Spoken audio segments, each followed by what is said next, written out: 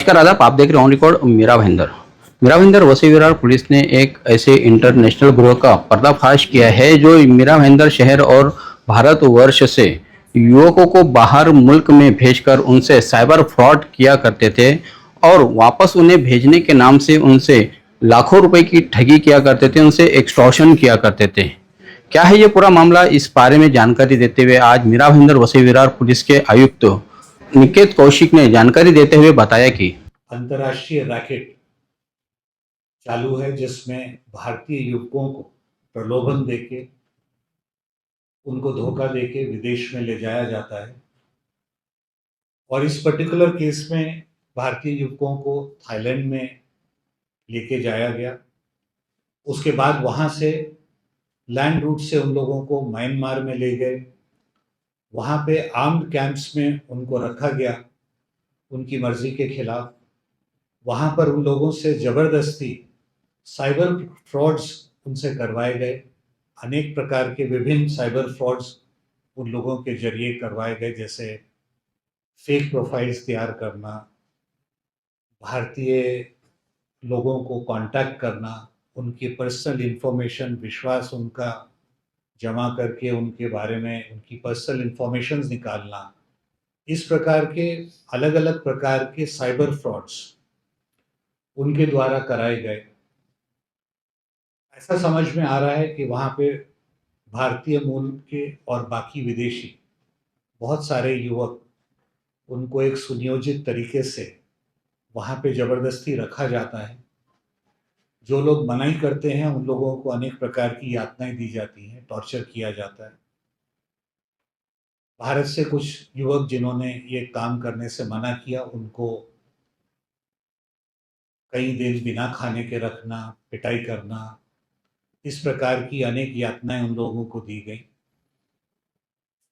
उनके पासपोर्ट और बाकी डॉक्यूमेंट्स रख लिए जाते हैं और आर्म गार्ड्स के अंदर उनको रखा जाता है, जैसे वहाँ भागने की भी उनके पास कोई अवसर ना रहे। इस प्रकार का एक सुनियोजित अंतर्राष्ट्रीय रैकेट वहाँ पे चालू है, जहाँ पे अलग अलग देशों के युवकों को, जिसमें भारत के युवक भी हैं, उनको बुला के ज़बरदस्ती रखकर उनके द्वारा ये बड़ा साइबर फ्रॉड चलाया जा रहा है।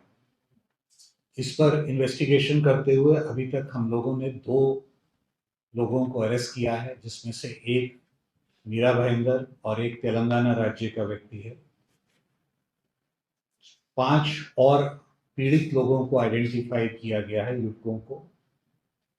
मेरा आप लोगों के माध्यम से मैं सबको इस प्रकार के अन्य पीड़ित जो हैं उनको आह्वान करता हूं कि अगर उन्होंने पुलिस में शिकायत दर्ज नहीं कराई हो तो वो सामने आएं और अपनी शिकायत दर्ज कराएं।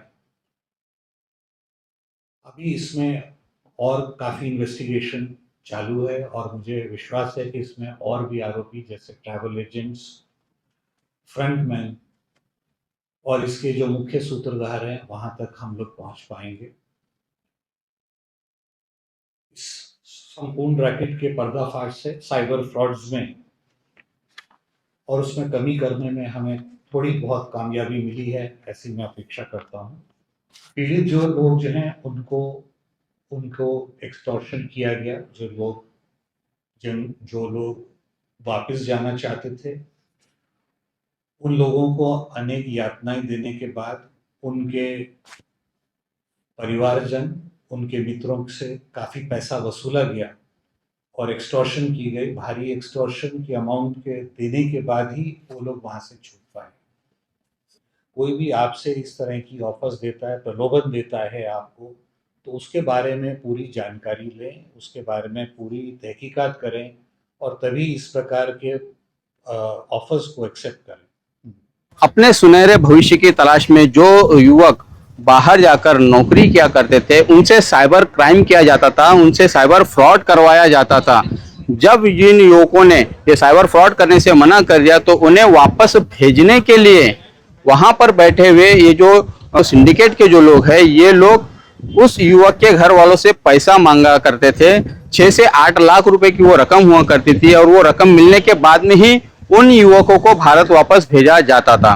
ऐसे कई सारे युवक आज भी मीरा भाईंदर शहर में हैं जो वहां पर अपनी जान हथेली पे रखकर, अपने जान पर खेलकर भारत लौटे हैं।